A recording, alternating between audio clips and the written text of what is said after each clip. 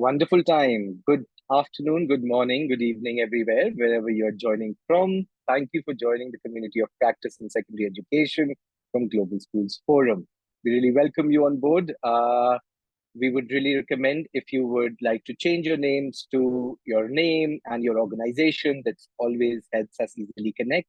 I see most of you have already done that, so thank you for that. I've put this picture on in because when we were doing the study tour in Uganda, and I'll share a bit about that, we talked about promises made to young people. That was one of the beginning points where we started the conversation on secondary education and how we transitioned from primary to secondary. And we had wonderful notes which we had discussed and deliberated upon. And we're hoping that we'll have wonderful, rich dialogue today as well unfolding. So we have two wonderful organizations presenting today, Spark Schools from South Africa and EducAid from Sierra Leone, on decisions and pathways to enabling equitable access.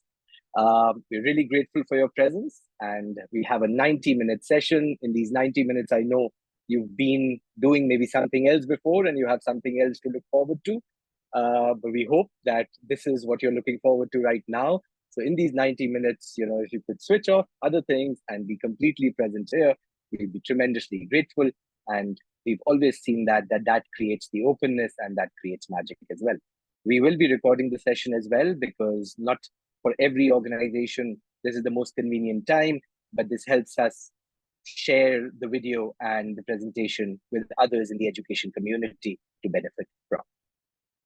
With that, let me share a bit about the Global Schools Forum, which many of you, almost all of you, are very familiar with. Our vision, as you know, is a collective vision to realize the potential of children through safe spaces and safe access to quality education. Our mission is of a creative collective community to improve education at scale for underserved children across countries, low and middle income. We are 131 organizations now with the help of all of you across 60 countries, almost 24 million children being served, and so many schools and so many stories being shared each time.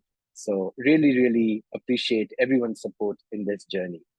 Communities of practice we have been doing from the very inception of the Global Schools Forum, and we believe that it helps us enrich connections, strengthen peer learning, create alignment on different aspects around secondary education and other aspects, contextualize the learnings from different organizations to our own individual context.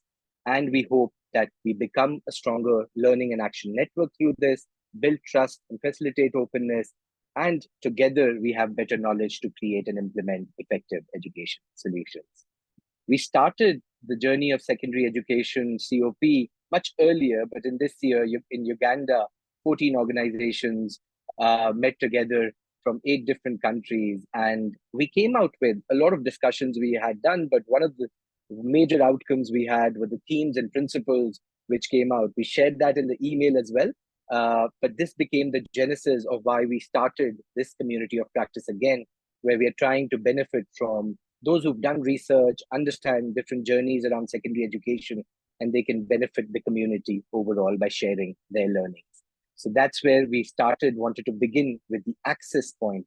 What does it mean to really create access and equitable access? And thereby, what does it mean if organizations already are running a primary school to transition into secondary, or that create that link which strengthens primary and secondary education together and enables wider access? In today's session, we look forward to hearing the journey of Spark Schools with Nkazi Mulo and Kamojo. Thank you very much for joining us. And we also have another presentation from EducAid Sierra Leone, who started with secondary and then went to primary. So it's a different journey, and we wanted to know what they thought, what learnings they've had.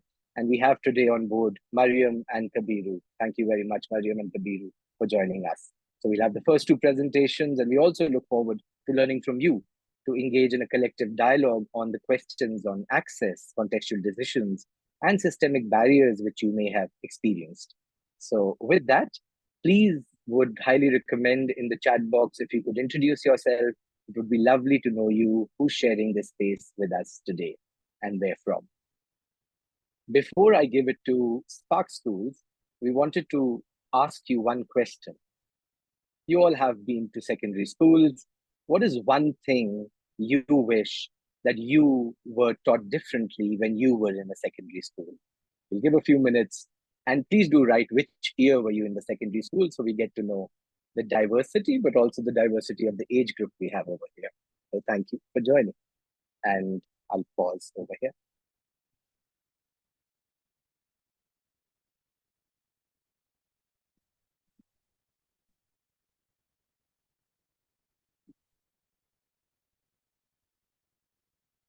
While you have this question, I'll ask Komocho and Ankazimulo to take over and start presenting their screen, but please do share it on the chat box, your answer to the question. Thank you.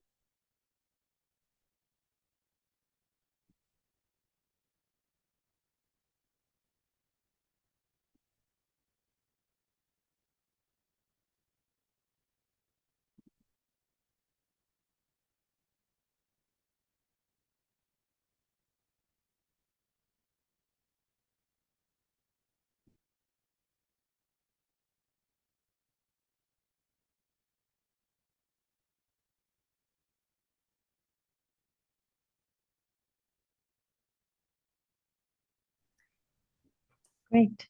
All right. Thanks, AJ. Thank you, everybody, for gracing us with your presence. I hope you can all hear me clearly. Great. Okay, so I'm just going to start by briefly introducing Komucha and myself. So my name is Nkazimulo Zita, currently the head of primary schools, responsible for product in the primary school. And I'm with my colleague here, who's our head of product, Komucha Mashele, for our high schools. So yeah, we really appreciate the partnership, that this platform has offered us, and look forward to hearing what other organizations are going to share. So I'm just going to briefly start with giving everybody on this call a bit of context with regards to the South African education, system. So just briefly, I think if we think of South Africa, I think the first thing that comes to mind is apartheid, which was obviously a system that has impacted education really, in massive ways. So if we look at that point of departure, 30 years on, we do believe that South Africa has really made some great strides with regards to, to education and anything related to that. It could be budgets, it could be the improvement in the quality of teaching, it could be teacher training. However, if we look at where we are, we still believe that we are still in a crisis. As results around academic achievement always shows that we are always at the bottom pile when compared to other, lower and middle income, countries. So, and yet basic education really remains something that the country is committed to. So in the South African context, basic education is from R to 12. And I think as an organization, when we started 10 years ago, we really wanted to play our part in really changing these outcomes. And we, like AJ said, we started with our primary schools, but we got to a point where we really had to think about a holistic, really experience for students when it comes to basic education. And we did see a need of really starting to plan high performing and functional high schools. So therefore, this is going to be our journey. Komoja is going to take over and share a bit to introduce us into the operating environment in South Africa with regards to independent schools and public schools. Thank you. Awesome. Afternoon, everyone. I thought that really what would be great is to just share this video just as a point of departure to just start the conversation. And it's just to give you a little bit of context of the scholar journey from when they enter our basic education system to when they leave. And I'm going to play just a little bit of a clip because I think it will just put into context the operating environment and the work that we're doing, especially in terms of transitioning our kids from primary into high school. I hope that it plays nice with me. There we go. Let's take all of these stories together And let me share with you the story of Thandi. Thandi is a young African woman, 18 years old, passed grade 12 in 2010. She was part of a group of just under 1.4 million 5, 6, 7, and 8-year-olds who started school together in January 1999. But so many of those who started with her dropped out at various points. The bulk of them, some 46% in fact, drop out at high school between grades 8 and 12. So that the people who come through the system, there were only 600 and odd thousand left of Thandi's group by the time they sat to write grade 12. 13% attained education sufficient to get them into university, and a further 12% allowing them to enter a college to do a diploma. So it's a very small group. 25% of those who started have the opportunity to take things further. But out of that, sorry. There we go. So really, that just gives context of how many kids enter the system at the bottom of the funnel, but then at the top, you can see that there's quite a bit of drop-off that happened. So as we were serving our primary school scholars, it was really important for us to really look at the country and really focus on the operating environment and say, what does South Africa need from a holistic education perspective? And what is our role in really coming in and being a primary school provider and feeling that we had so much impact in primary schools? What is the role? What is the transition that we're trying to make? And what are we trying to solve for this country? And looking at things like how do we keep scholars in school from R to 12 was really one of the big considerations that we'll speak about in this presentation.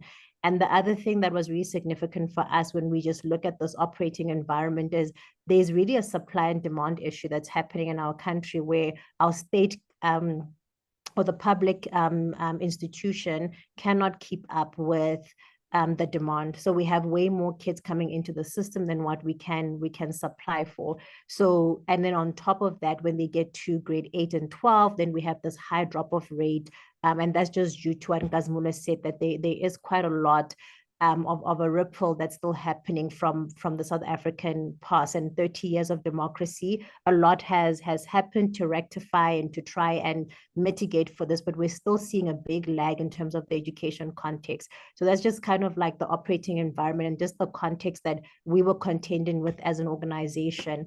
But I think it's really important that before we get into the high school and how we got there, that we actually give a backdrop of where we were when we decided to start up even our primary schools, because our primary schools themselves came from the same kind of outcry of crisis around the education system in South Africa. So I want to hand over back to Nkazimula just to give us kind of like the background about Spark Schools and where our thinking was, because I think that gives us a really good segue on how did we then make this big transition into operating in high schools. Thanks, Kamucha. So I'm just going to start with what really our vision was when we first started our primary school. So it was for South Africa to lead global education. And for us, this is in multiple fronts that we've kind of highlighted in the introduction. So just a snapshot into how Spark Schools has evolved, having been founded by Stacey Brewer and Ryan Harrison in 2012.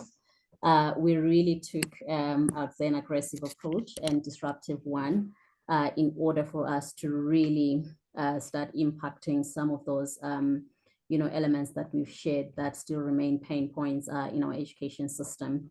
So we started in 2012 with one school, just over 160 children. And then I think fast forward into 2024, we currently have 21 primary schools, 5 high schools, and 1 central support office. And we're serving just over 16,000, scholars. And then we do have about 1,500 employees within our central support office and the school-based teams.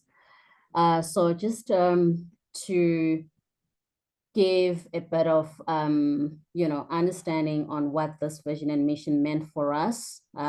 Once again, we specifically chose a purpose to exist so that we are providing that high quality education that is affordable to all of our parents. And for us, affordability also is not just about tuition fees. It speaks to really proximity, going into those areas that were previously marginalized and excluded from receiving quality education. And Kumuchi is going to share about the whole approach of clustering our high schools to continue to speak to that affordability.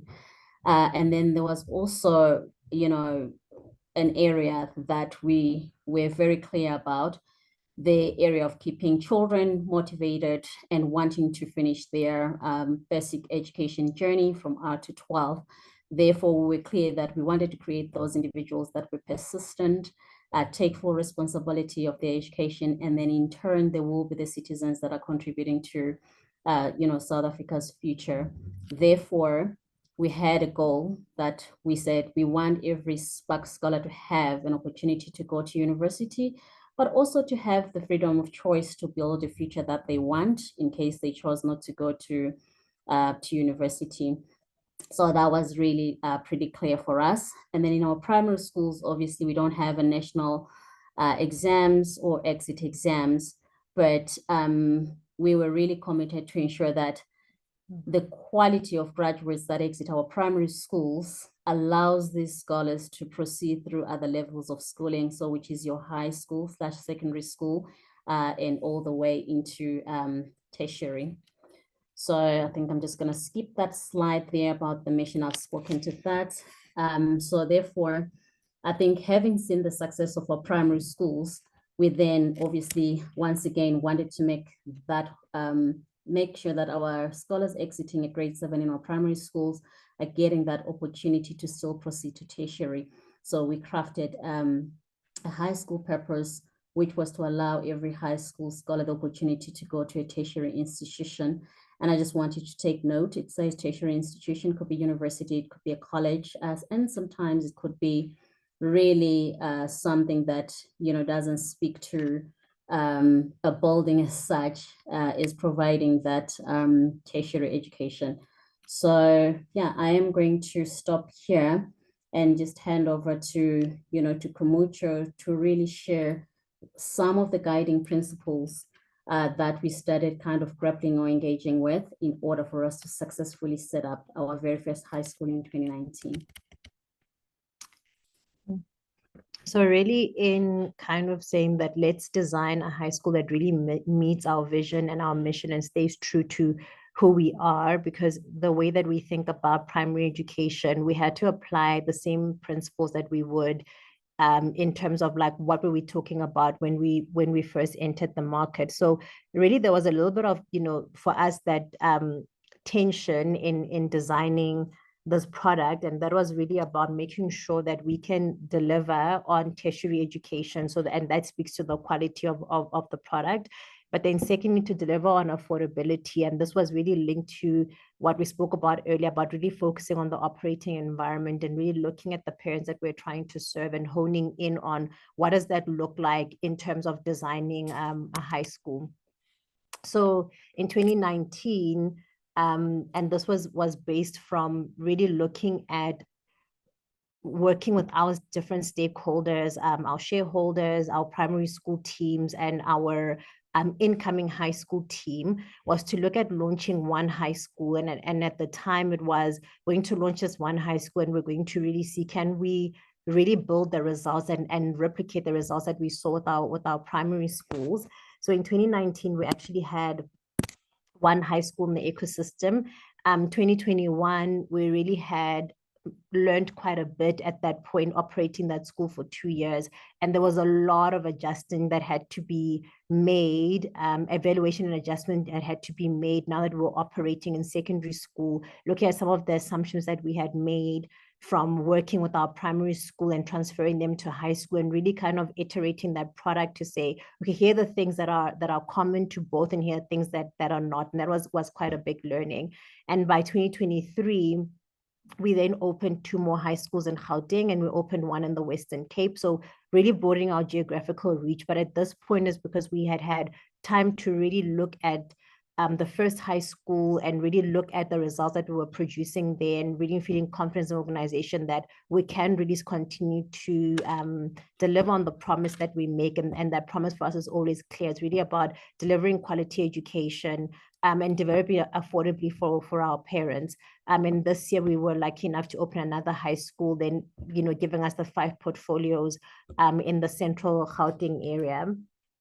And really for us, the decision-making process was firstly around looking at research. So we spent a lot of time researching kind of like secondary education and thinking about, can we design a product that really is going to fit into the market? So we worked with a research company called BMI, and we really wanted to understand the market gaps and what are parents, what's the pain point for our parents, and what's the pain point for parents outside of the Spark community.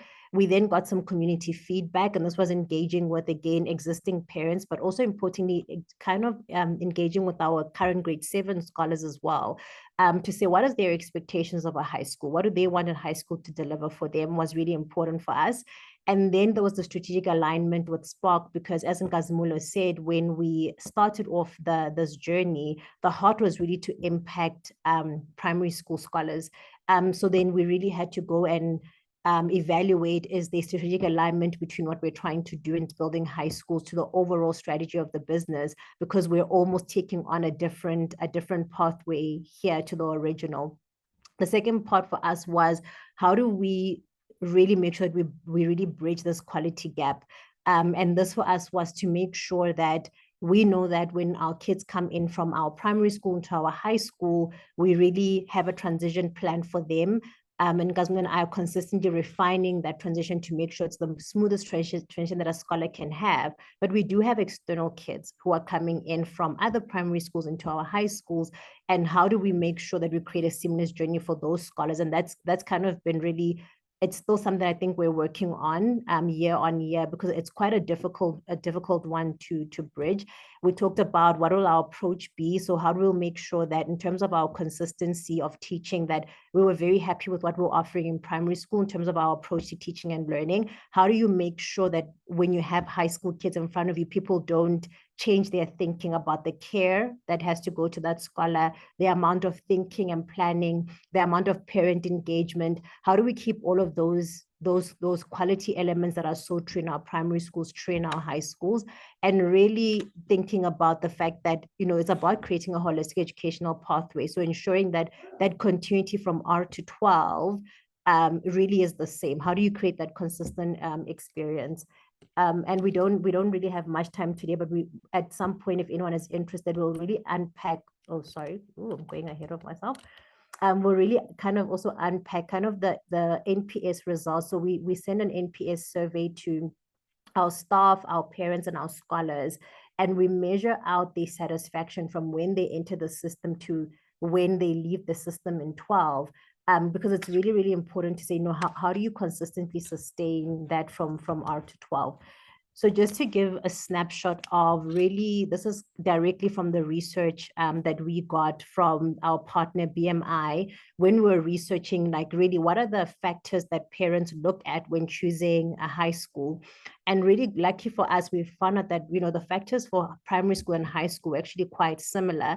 There might be slight nuances that had to do with the parent is thinking about something different now. They're thinking about that exiting phase. But really what's important for our parents from primary to high school is the proximity to where they live. And because in the school, in this country, we have quite a huge gap, as we said earlier, in terms of the amount of schools in the environment. There's not enough schools for the amount of scholars we have in the country. So that's a big one for parents. Cost is a big one. The quality of education was really a big one. And then really the environment, so the type of environment these scholars are going to be in. So it was really quite consistent, and these were the 4 pillars that we then used to say, okay, then now let's start designing a model that's going to speak to these things for our parents. So really the one thing that parents honed in as well during this journey was really this big idea around, I want my scholar to be able to access tertiary education. So what was really important for them when thinking about secondary education was, how does the school provide the foundation for my kid to thrive in school and beyond? So we really focused on how do we build a model that's creating that, and we had to think quite deeply about what those learning pathways would look like. What does personalization then look like for every scholar, so that we can deliver on that promise? And we're able to go quite deep in the research when we were looking at that. And then finally, we had to then think about the portion really about our stakeholders. So we spoke about the fact that, we had to go back and say, from a SPOC perspective, what do high schools mean? So we came up with 3 critical success factors that would tell us if if we're on the right track. And for us, it really started with positive stakeholder experience. And the first one really being that our scholars having a good experience, and our staffs having a good experience, and our parents having a good experience. And that, as I said earlier, is closely linked to what we do in our primary schools. So we're able to map back to be like, that's a really important element of a success criteria for our schools. The second one for us was really around scholar achievement, which again, very, very closely linked to what we do in our primary schools, which is around academic achievement has to be a key criteria. School culture is a clear criterion, and that global competitiveness. Can we give our South African families a certificate that really makes them feel like my child is competitive globally? So that university and beyond that we spoke about earlier. And then the important one looking at the business is, we're a really strong financial model for our primary schools. Could we build a financially sustainable model that is actually feasible for the long term for our high schools? So really those are kind of like the elements we were going through as we were in design. So really where we are today was really, again, 2017, 2018, looking at all of those critical success factors. How are we going to make this happen in implementation? Opening up one in 2019, looking at that adjustment and finalization of the model, and then really going through an assumption testing with external, internal teams, and then going into expansion 2023, and then now really in the evaluation and monitoring of what's really new from a SPOC perspective, 13 years of primary school, 5 years of high school. So it really still feels quite new for us, even though we've expanded to 5, we're still feeling like we're growing and learning, and we're really in the development here. And really what's key for us is what we spoke about earlier, was really making a strong transition for grade 7 into grade 8. So if we're going to start up high schools, how do we make sure that firstly, that grade 7 element for us is that our grade 7s are ready to enter secondary education. So really working closely with Nkazimulo and the work that she does, and her having like really great influence on what we do in grade 8, because that understanding of like, how do we have a seamless flow for our kids, again, from when they enter in grade R to when they leave us and they go for college and career, was really essential for us to really look at. So really we ended up really with our learning model being that it's a project-based learning model, and really it focuses on looking at what are social and governance considerations that a scholar needs to make when looking at their actual academic work. So there's a lot of that threaded in. Our whole model is based on the Sustainable Development Goals. So we teach through the SDGs, and we're doing that because, again, it was looking at what are the values and what are the, so if I go back to what we spoke about in the research, how do we make sure that the scholar is genuinely ready for the world? They're really globally competitive. So the curriculum speaks to and is driven through social governance considerations, and then it's delivered through Sustainable Development Goals. And there's a lot of evidence-based practice that actually goes into the way that teaching and learning happens in our schools.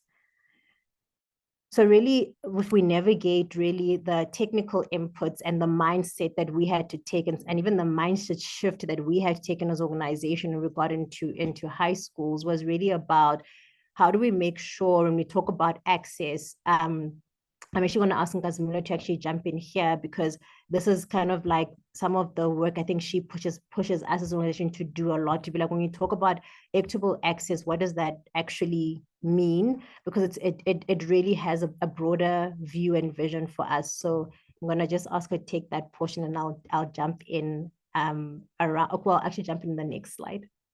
Okay, cool. So I think for us, equitable access, in Spark, we view it as a concept that's ever evolving, that also involves a lot of the needs of different stakeholders. But I think as an organization, we are pretty clear that for us, equitable access first needs to speak to the scholars' needs, and that is regardless of their background. And we view our scholars really as, critical stakeholders, and their agency really matters in terms of how we continue to expand and work towards that inclusivity that kind of is still a commodity in the country. It comes at a very high price in your high-end schools, where scholars really feel like they are part of their educational journeys, not just as not just as scholars or learners, but they are active participants all the time. And then also we're pretty clear in terms of really we spend some time defining and articulating what quality education means.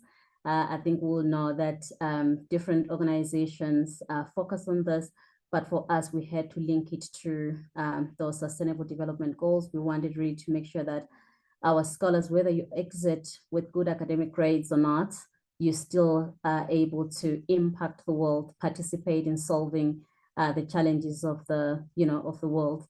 And then also we need it to be really clear in terms of what are the levers that we should start pulling when we think of quality education, which we straight away went to a curriculum, which as an independent school, we do have the flexibility, yes, to start off from the CAPS curriculum is not necessarily a curriculum, but a guideline that is provided by the basic education, but we can adapt that to really speak to the kind of quality that we've articulated.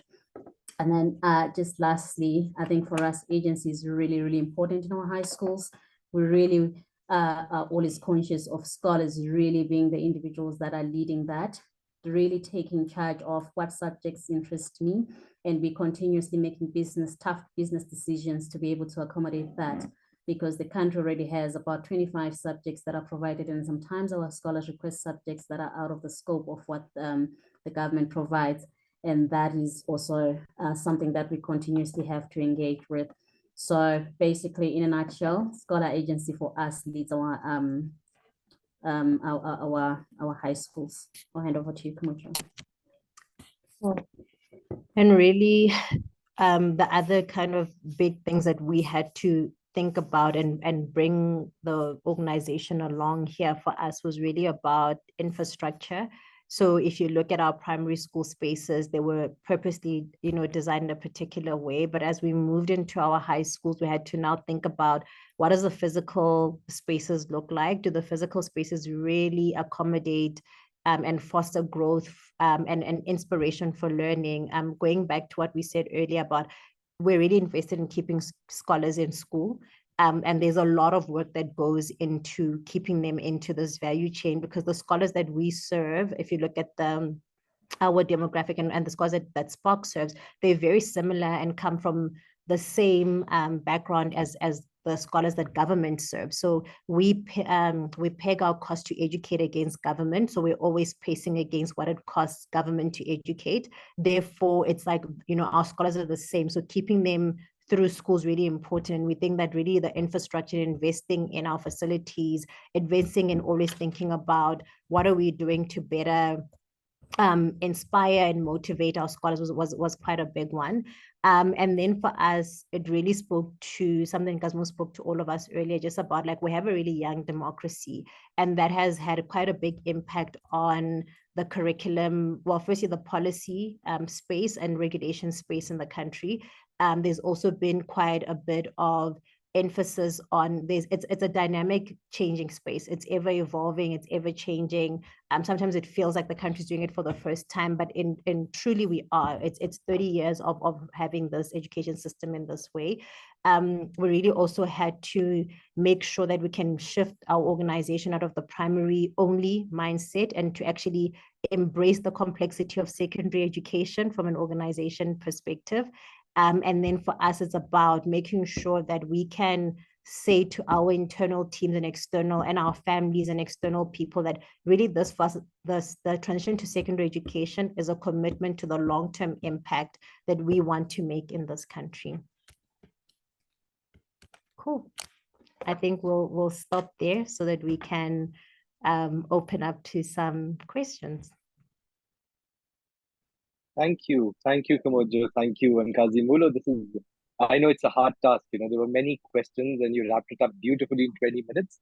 The program is much wider and much bigger, so highly encourage everyone to visit their website, read about them, and of course, Kamojo is ready to answer questions. Some of them right now, but many of them later as well. We already have 3 questions. One of them is from Meg from Abarso. Did you guys design your own curriculum, or are you using an existing project-based curriculum? That's the first question, and then I can ask the other. Yeah, so it's a bit of a blend. So our scholars write the National Senior Certificate, which means that they do have to comply to particular regulatory, steps in terms of the national requirements.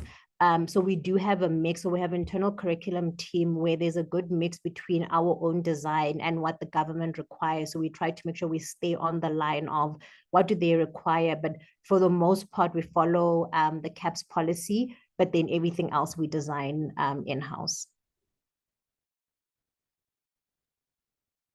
Meg, happy to pause if you have a follow-up. No, yeah, that's great. Thank you. I'd love to talk more about it later, but that's a good summary. Thanks so much. Thank you, Meg, for the question. So Ashti has 2 questions. Ashti, would you like to ask yourselves, or should I read that? There's one on student agency. Go for it, Ajay. You'll do a better job than me. So I think because you've done so much of research and you've spoken about the curriculum, so many different aspects, I think scholar agency has come up so much, and it has come up in the study tour as well. So how does it really look like? What does the youth really experience? I'll pause there. The second question is connected with the primary model of yours. Yeah, so we've specially designed a program called Character Quotient, and it's a 5-year course that all of our scholars have to take.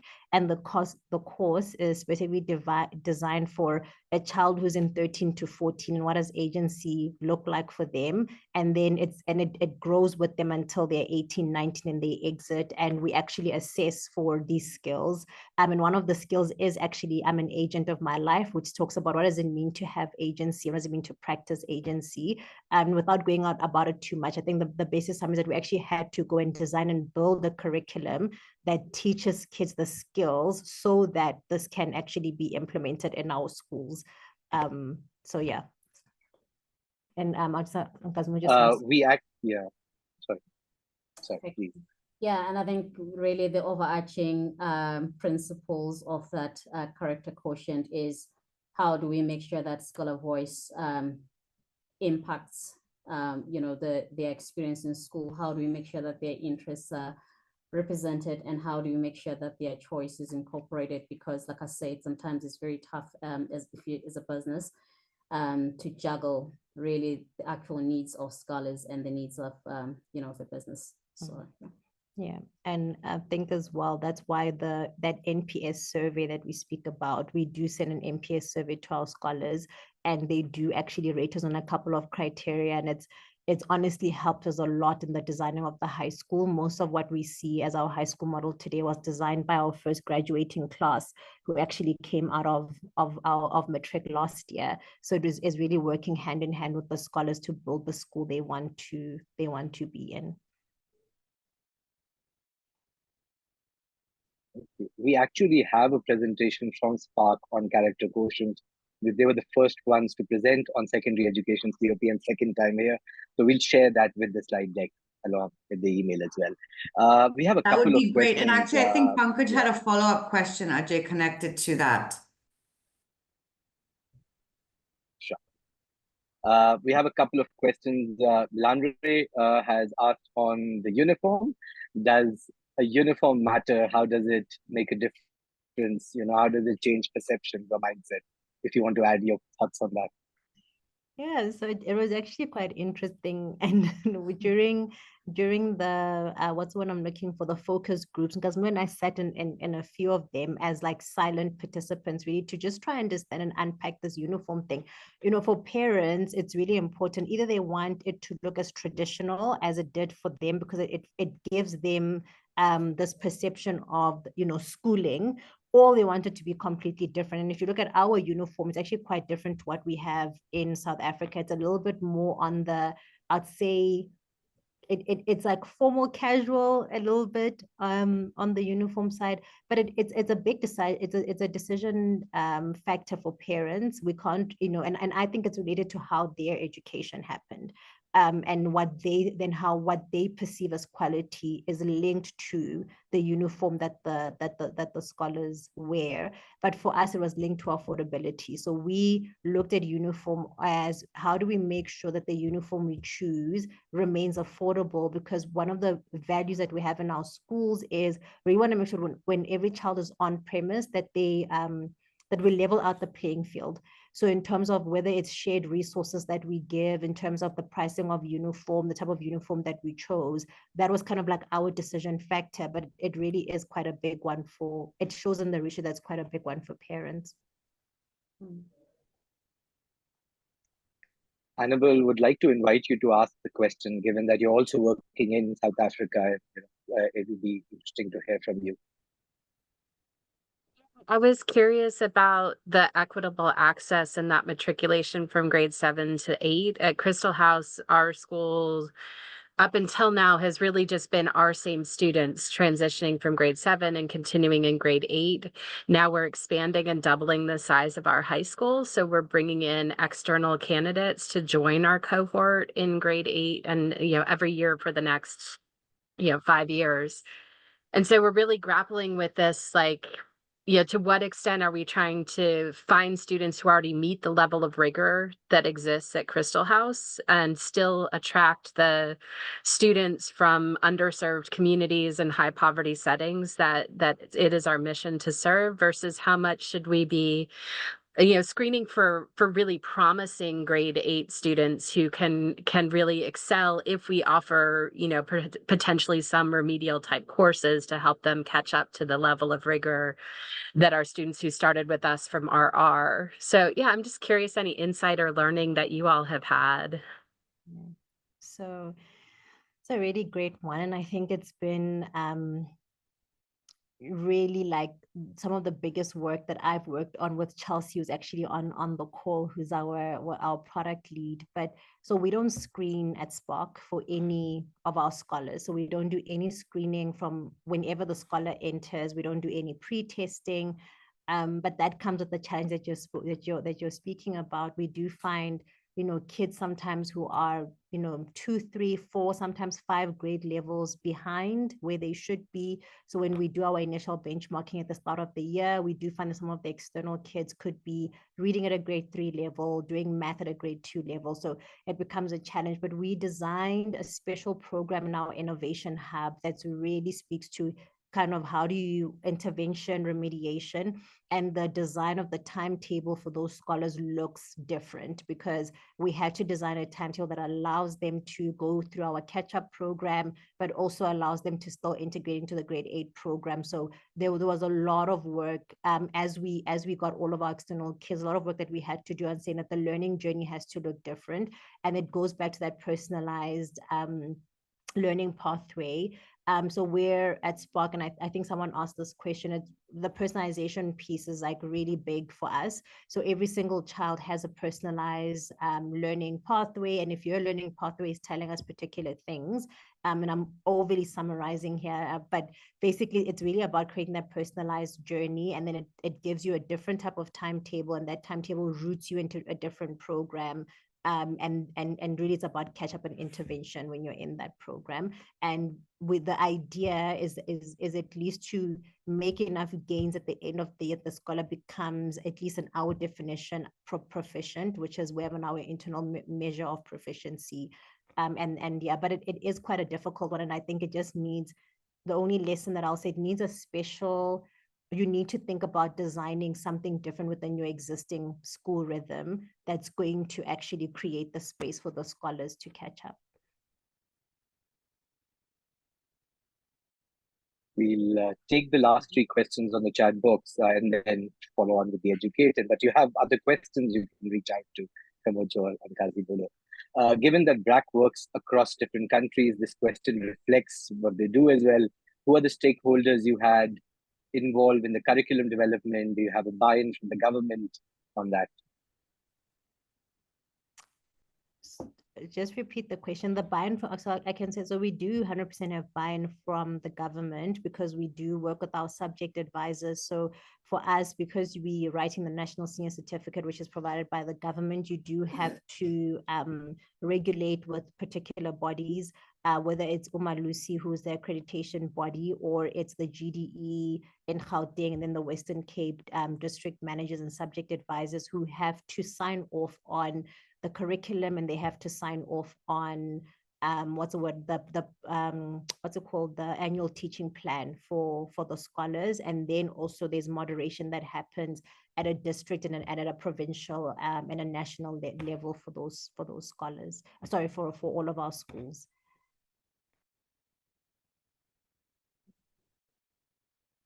Two questions. One from Ayan, from Head of Education of AKES. They'll be presenting the next session as well. Can you please elaborate a bit about teachers' compensation, qualification, and retention? Do you face any issues on that? And I'll add the second question on what Ashti was speaking about, and Pankaj from Transform Schools have it, the gender lens on student agency. So if there's a gender lens, from that gender lens, does it differ, the student agency part? Gender or teacher? Okay, I'll take the gender lens. So by the gender lens, can we just clarify for me so I answer the right thing? What do you mean by that? Yeah. Hi, this is Pankaj, and I was super curious that when you're looking at the scholar agency and how that changes, from the start and by the time the scholars finish with the program, is there a difference with how girls begin and sort of grow over time, and how does that compare with the journeys that boys make, both at sort of before they enter into the program and once they graduate out? So yeah, there's quite a bit of work that we had to do regarding that, especially, and actually instituting social workers in our schools is one of the things that we had to do because of that dynamic that we're seeing. And I think looking back at the context as well, what happens in our context, and this is really dependent on where the school is in the environment, there's, in the beginning, the boys sometimes, especially those coming from external, there's quite a lot of challenge in terms of behavior management, in terms of kind of the learning gaps. We're finding a little bit more in terms of like the boys entering, but with the young females in the schools, as they transition to FET, we do find that some of the demands that are on them from a home environment that have a huge impact on their schooling.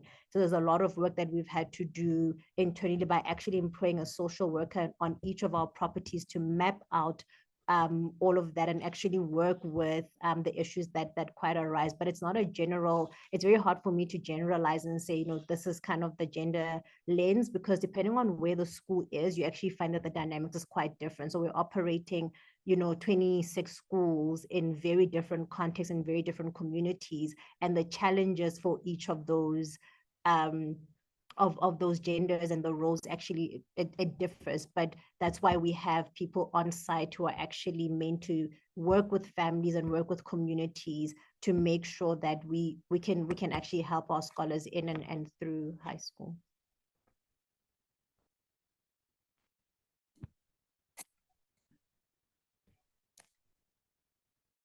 Right. So around teacher qualification, so we, okay, cool. Actually, I'll ask Nkazmulo to answer this one. All right. So with regards, I'll start with the compensation. So I think just bit of context in South Africa, teacher compensation is always a continuous kind of debacle. I must put that up front. However, the way we've thought about teacher compensation at Spark is actually very linked to our vision, linked to how we hire, linked to how we articulate why we exist. And we literally hire for mindset before anything. And also when we think of compensation, we don't think of compensation only in monetary terms. We think of what is the value that our teachers that come into our system are actually finding. So we kind of package it also through what are the professional development opportunities, that exist. And also we're pretty clear that in terms of, the kind of growth and experience that our teachers have, they do not necessarily have to stay with us if they choose to. They can continue to make that impact, somewhere else, because that is part of us leading that global education. But yeah, we do try and benchmark our salaries against what the government offers, and then obviously it's topped up by other, benefits that are kind of value or add on to that value proposition for teachers and school leaders. And then in terms of qualifications, this is actually a regulatory requirement that all of our teachers should at least have a Bachelor of Education minimum, and they should be subject specialists, and we try and stick to that. And then obviously experience is a big challenge in South Africa in general, in terms of getting really experienced teachers, but because of our professional development and continuous training programs, we're able to kind of bridge that gap. And then just lastly, in terms of retention, we do experience, I think just like any other school, staff attrition continues to be a challenge. But in Spark, it's mainly for teachers in your STEM subjects because they are the ones that are quite in demand within the country and outside of the country. Yeah. Thank you so much, both of you. You've been really incredible. I'm sure Mariam and Kabiru are ready for their fire round of questions after their presentation. But before you take a breath, what we could do is, which is a custom. So if we could smile for the camera, show your support, who you are, where you are from. It'd be good to see your faces. Then we go to EducAid. Right. Great. So 3. It gives a count to 1, and I can become slow as I wait for everyone. So 2 and 1. 2 more because it's 3. Great. So I'll hand it over to EducAid. Thank you very much, Spark. We'll go fly over to Sierra Leone now.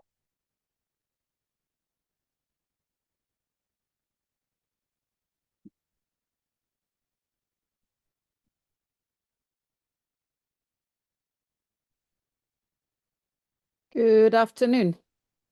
Can you see us? Can you see the screen? We're all good? Okay. So it's fascinating. Thank you very much for the Spark presentation.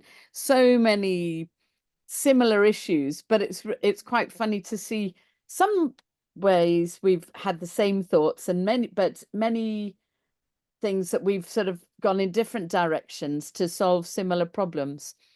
What am I doing now? Why is it not going? Okay, good.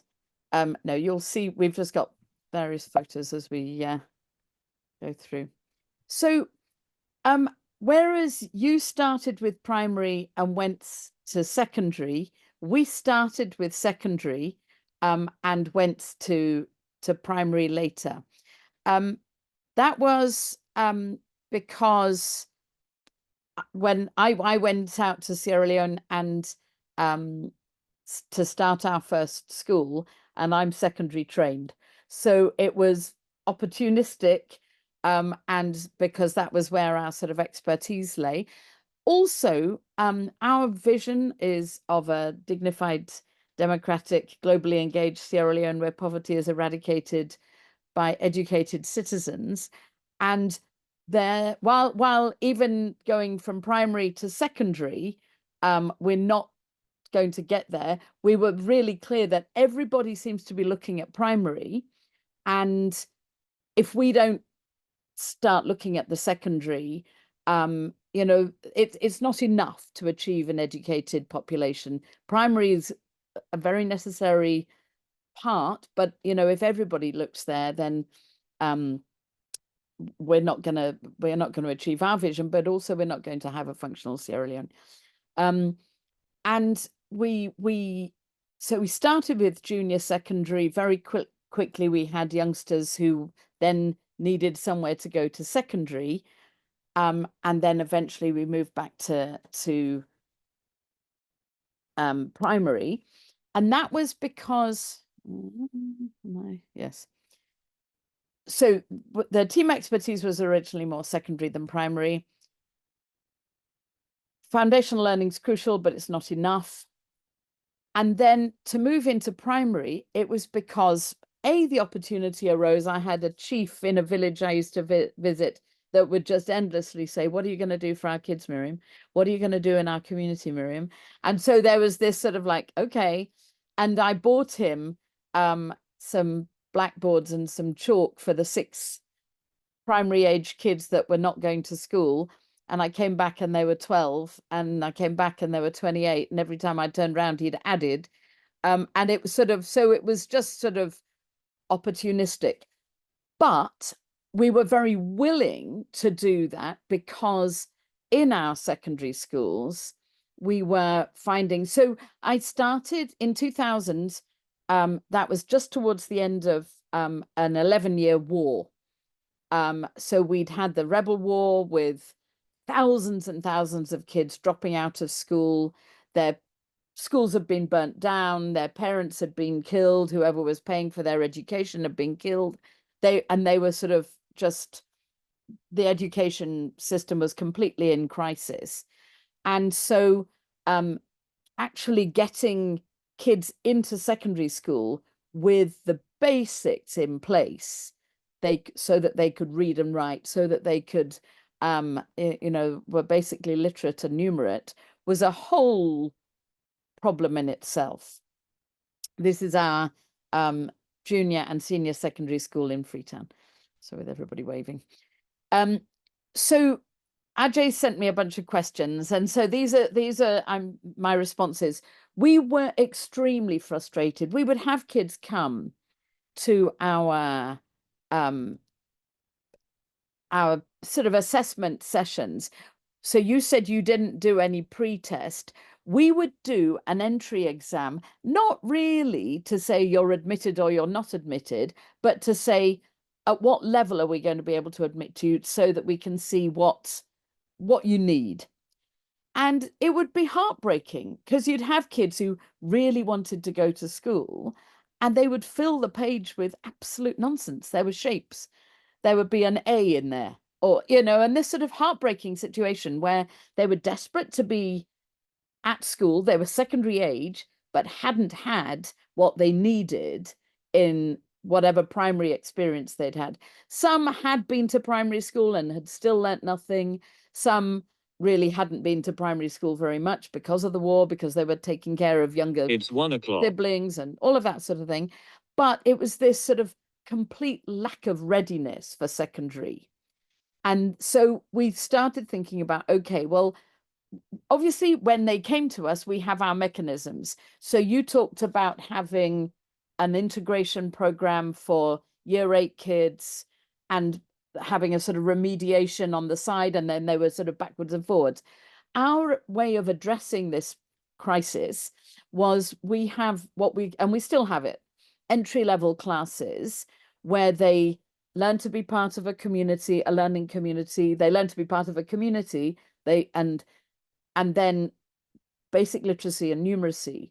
So it was a way of, then we don't let them go on to the mainstream curriculum until they've got those basic things in place. But obviously for if they go to a proper primary school, that time in that entry level class should be able to be reduced right down.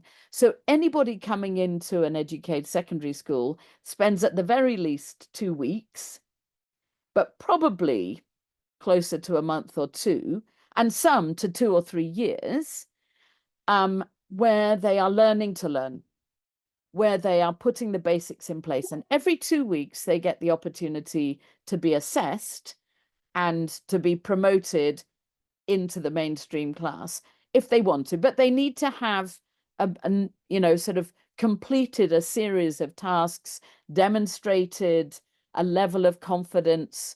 So they will have to go and introduce themselves to somebody that they don't really know within the school and look them in the eye and ask them questions. And, so they've got a whole list of confidence, competence type assessment things, criteria to complete before they are then allowed to go for the qualification test, promotion test, and then they will be admitted to the mainstream class.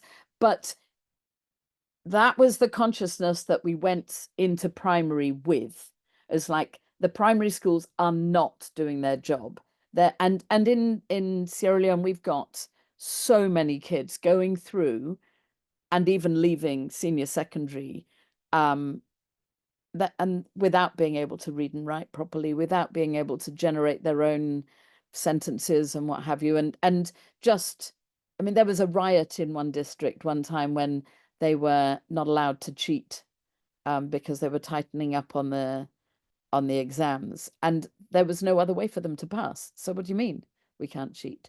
So, EducAid's aim, the reason we started our schools was my brother and a friend started a sponsorship program, and we found ourselves paying for nonsense, paying for kids to sit 9 O-levels and fail every single one, and this sort of thing. So it was about, okay, instead of paying for bums on seats, how are we going to make sure that our investment actually results in youngsters fit for life, able to pass their exams, and able to contribute to building Sierra Leone.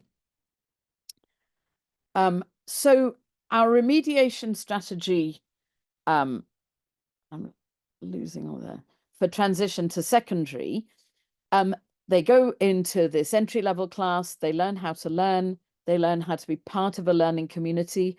For us, it's massive, the whole community thing, learning to be respectful, learning to, that it's more about collaboration than it is about competition, and then gaining the necessary literacy and numeracy skills.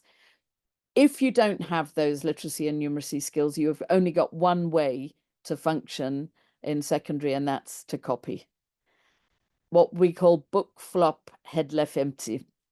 And it's not what I call learning. So this is how our secondary schools look. So kids are doing independent learning on each of those big learning tables. You've got, on one table, they're doing unit 7, on another they're doing unit 5, on another they're doing unit whatever. And the kids negotiate with the teacher what unit they're going to do next. If they get stuck, they reach out to a colleague on the same table. And if they get really stuck, they call a teacher. The teacher is basically moving around facilitating, but it's not all spoon-fed from the front.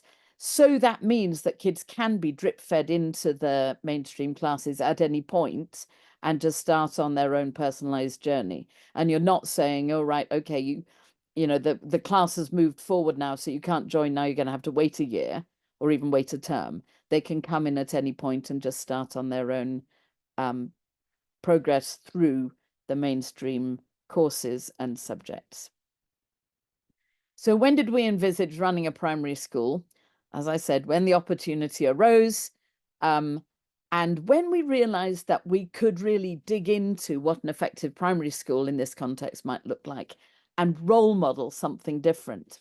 So at the heart of our school improvement work is our primary school, and we're doing a lot of learning in the school that we take out to our partner schools, and then in our partner schools bringing it back in, and making sure that we don't get siloed off into different bits, but that learning is moving forwards and across all the relationships. And then in actual answer, in terms of date-wise, it was 2003 that we started our first primary school. So we started our first secondary in 2000, and then 2003, we started very informally in that little village with the chief in his barry in 2003. And there it is. That was the primary school in its early days. You can see a sort of outside classroom, mobile blackboards. It was really started by accident in a way. And then we started thinking, okay, we can do something meaningful here. So today, how is EducAid's primary different from other primary schools? We focus on ensuring that children know how to learn. And that is a crucial piece for going into secondary, not only our secondary, but into any secondary school. They need to know how to learn, not just to copy.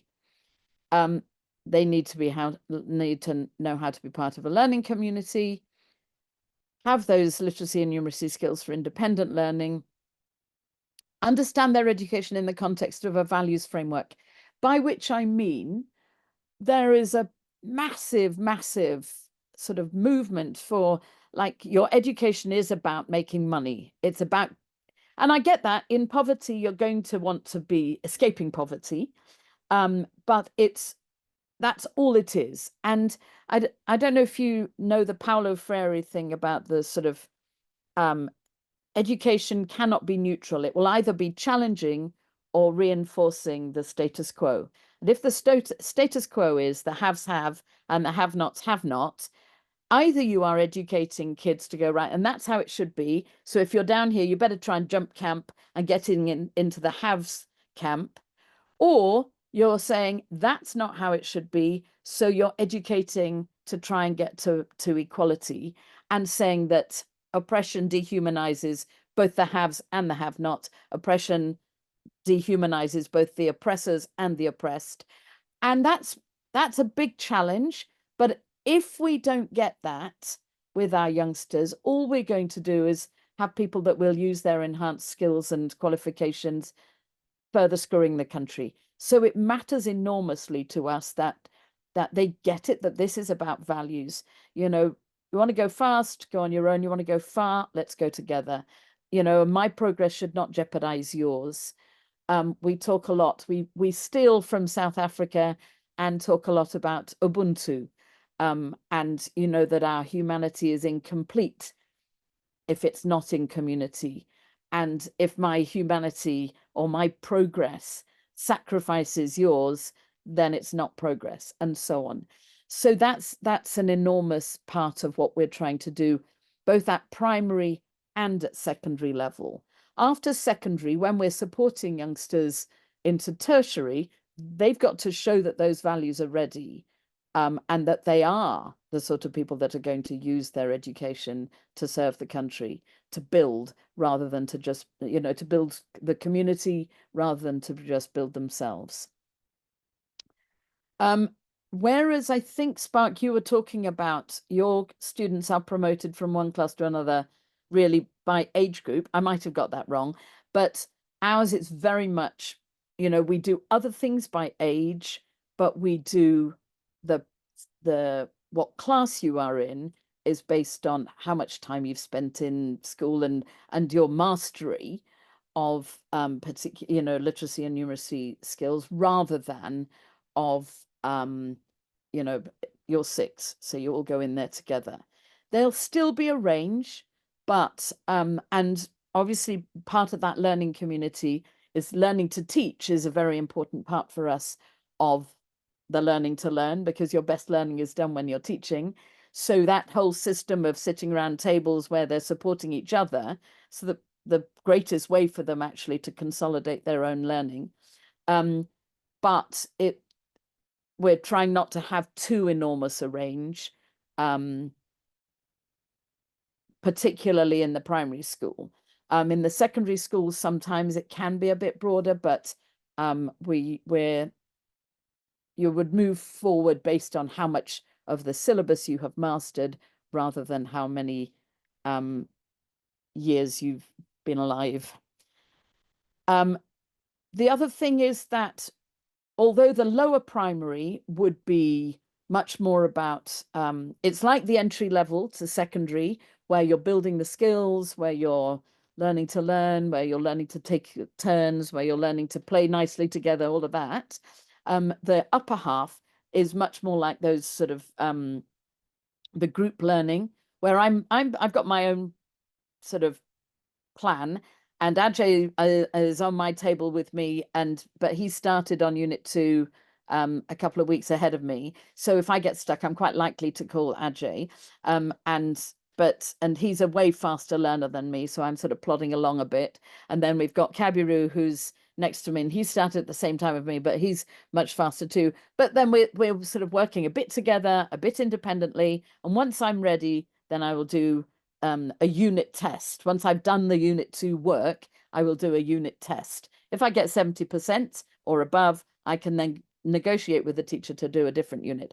That whole way of working is also how we run our primary schools, the upper part of the primary as well. So they're learning to actually be independent learners, because we are seeing in almost every school we work in, in every school we work in, kids just learn to copy. And so their books are full. They haven't learned to write independently. They don't have those independent skills. So we're really, really trying to tackle that and make sure that kids leave the EducAid primary school, whether they go into the EducAid secondary or to another school. Most of them stay in the EducAid system, but whether they do or not, they will go with the skills that will enable them to function independently. And we get very positive feedback from universities where EducAid students go, because they have that. They know how to learn. They've learned how to learn. They're not needing to be spoon-fed as most other secondary graduates are. There we are, them playing around in Moronka.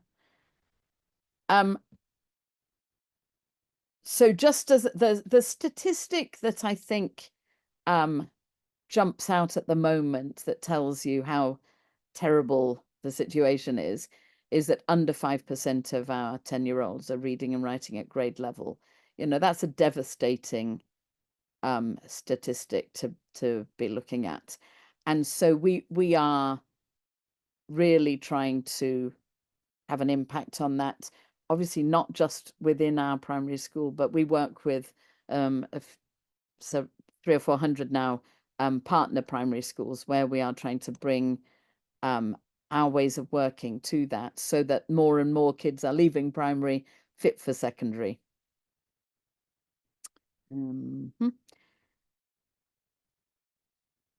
Ajay and I wrote a blog a while back about the need for a generational fire break. I don't know if any of you read it. Ajay will remember.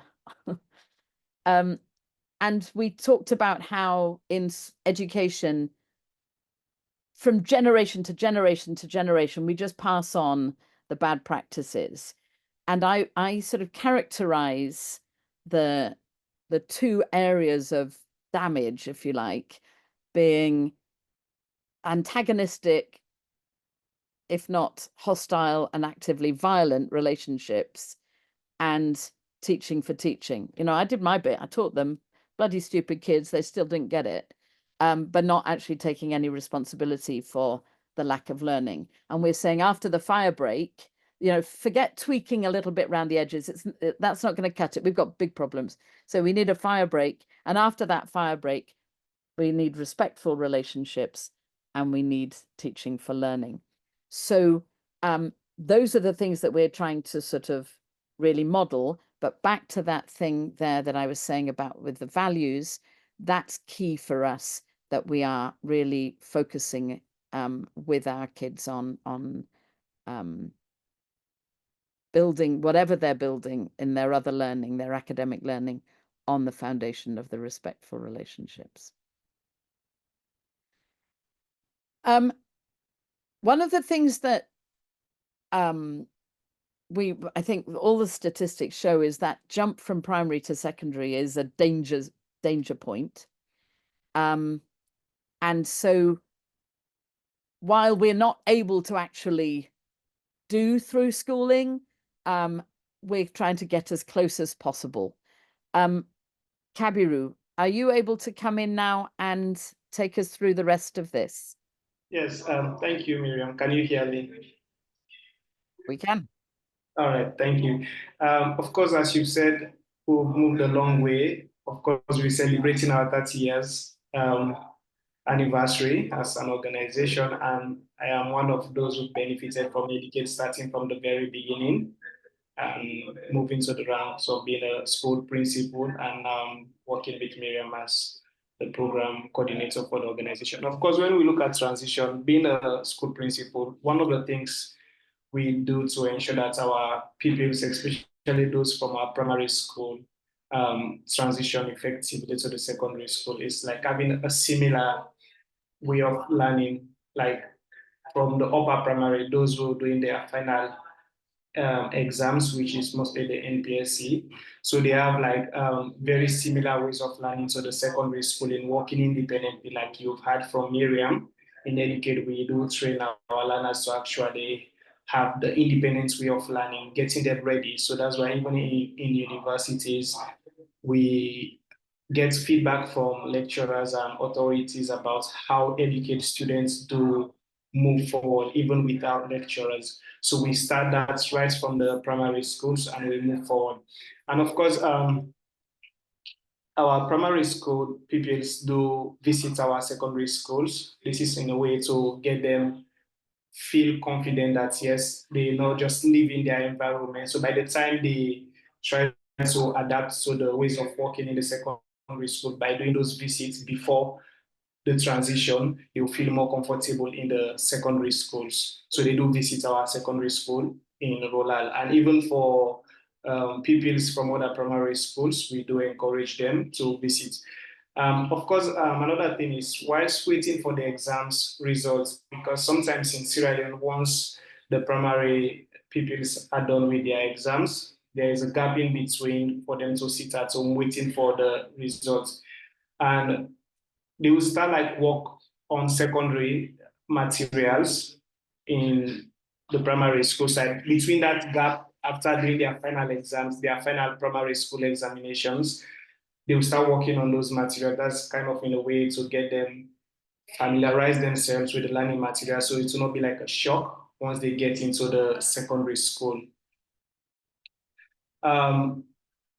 So we have a culture in EducAid, which is a family thing. So those students who've gone before, like our primary school and the secondary school is connected. We do even send students for what we call community service. So those students who've been to the secondary school before, we serve as mentors for those coming from the primary school. So providing that culture of oneness, getting them to feel belong, like Miriam made mention of the kind of coming together, the Ubuntu taken from South Africa. So working as a family. So those who've been there before, we provide a mentorship to those coming in, creating an environment for them to feel belong and be a part of the primary school. Of course, teachers as well do visit the secondary schools. Like we create that connection. Quite recently, we have our teachers from the secondary school going to the primary school. So we have that kind of movement in between, creating that network, that connection, so we don't have a gap for the kids to feel like it's just new for them. Of course, the same goes for the secondary staff. While the primary teachers visit as well, the secondary staff as well visits the primary school before the transition. So we just have that connection in between our primary school and the secondary school, creating that network, that familiarization between the two. Now, at the end of the primary exams, what we did quite recently is have a session wherein our secondary teachers work with the primary teachers to train the kids, because sometimes we have challenges once they transition to the secondary schools and getting new things coming up. So looking at some of the experiences we've had in the past, bringing trainings for them to discuss with us and get to understand what the issues are. And we try to provide the confidence and let them know that, yes, once they get into the secondary school, it will not be like new changes coming in that they've not seen already. So it helps them prepare themselves properly for that transition. Yes. So this photo is taken from a session we had in Maronka in our primary school. One of our teachers, Sia, is engaging the girls. So it's kind of exciting for them to have that connection with someone they will be meeting in the secondary school and boosting their confidence that yes, once they get there, it will not be like all scary and something completely new for them. So it was really helpful.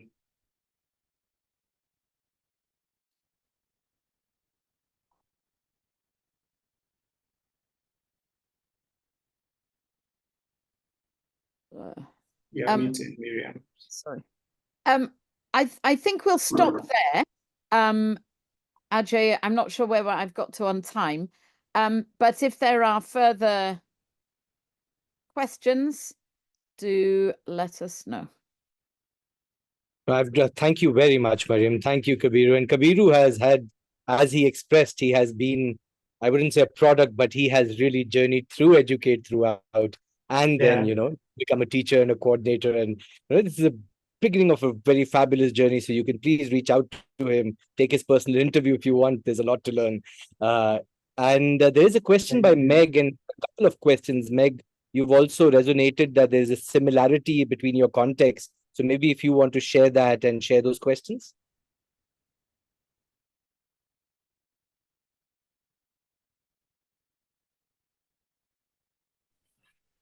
Yeah, thanks, Ajay. I think a lot of my questions you answered as or right after I wrote them. So nice work. Maybe I guess the two that I'm curious about is from what I understand about your organization, you're hiring, already trained teachers who are already in the workforce. How do you just navigate that transition for them from, what they're normally doing in their classrooms, and then what is obviously just an extremely unique approach to teaching and learning? So we are very lucky. We mostly grow our own. 84% of our staff are past pupil Kabiru. And so all the schools are run by past pupils. So they grew up in that. Obviously, that wasn't the case initially, but now it's so much easier because we're not having to do lots of unlearning to relearn. I mean, we're trying to be a learning organization, so we're always trying to unlearn and relearn, but not that sort of like the whole thing. There are certain expectations. They all use that unit approach. They are all used. They know exactly what we mean when we talk about you have to get 70% in a unit test and so on. So that has made life a lot easier. And we now, so obviously we've got 16% of people coming in. Some of them are, struggle and go, no. We thought teaching was about a sort of like treading water thing while I was waiting for a real job. What, you want me to work? And they leave. And some of them go, oh, wow, this is amazing. We're making a difference to kids. Tell me more. And then become some of the most enthusiastic advocates. So, but it is worth not having loads of people coming in where it's completely new. We want to have the majority that already get it, so the culture is there, and we're bringing a few people in rather than the other way around. But it's so obviously it's taken a while. So when Kabiru talks about we're celebrating our 30th, it's taken us 30 years to get here. Okay, I get that. But you don't have like a teacher training college or university. So your students are graduating from secondary school, getting a degree somewhere else, and then coming back and working in the system. Is that right? It's they don't necessarily leave. So they come in as volunteer trainees on a stipend and demonstrate to us that we need them. And if they can demonstrate that, then we try and pipeline them into. So because we've got an increasing number of projects and all the rest of it, where we're trying to, I hate education projects that are run by people that have never taught or run a school. Don't then put yourself in a position to go and tell me how to run mine. You know what I mean? So we try and make sure that when we are partnering with school leaders, we've got school leaders who are partnering with them. And that means that creates a vacuum below that creates opportunities for people that have been demonstrating the right sort of attitudes and willingness to learn and take up responsibility to sort of backfill. So there's this sort of ongoing pipeline of people. Obviously, a bunch leave and go and do other things. But then if they're doing a degree, we actually run a degree course with the University of Makeni that we do at weekends. So they, I mean, God bless them. They're busting a gut, working really hard all week, and then they bust a gut and do 20 contact hours at weekends. That's how Kabiru got his first degree. And, and then if they can, once they're sort of earning and all the rest of it, they can then put themselves through masters. And we've got I'm not sure what the percentage is now, but it's not 100% graduate staff yet. I mean, and in Sierra Leone, we would be way above the average in terms of how many people are qualified. But we do a lot of training all the time ourselves internally. Yeah, just to add up to that, sorry. Like, for example, for me, I've been in EducAid throughout my educational journey and starting off as a trainee teacher and having my teaching qualification, my degree, and my master's within EducAid. I've not moved out of EducAid, like having a gap and moving for my education and coming back. So I've just been with him for the past 16 years, from being a pupil to now moving to a professional within the system. So we have people learning along the way, gaining the skills, doing the practical things, as well as moving academically.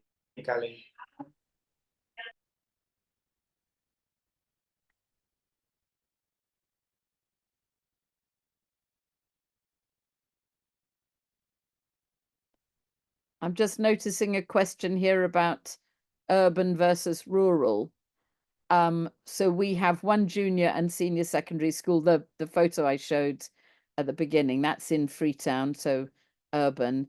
And then the primary and the junior and senior secondary, so the secondary school where Kabiru is based is in the provinces, and the primary school that I'm based in is very rural. Are we running out of time? Yes, we are. Back to you, Ajay. Just conscious of I've launched the poll so that we receive your feedback. We have 6 to 10 more sessions upcoming. This will really help us. But Mariam, you're on track. Please respond to the question asked by Nazia. Thank you. Yeah, no, I mean that's that. We're a mixture. No, but thank you very much. I think it has been such an incredible session and 2 very different organizations, but connect us secondary schooling. And I'd highly encourage everyone to connect with Mariam and Kabiru as well, because, whenever you speak to EducAid, the founding principle is always relationship. And it showed up in values today.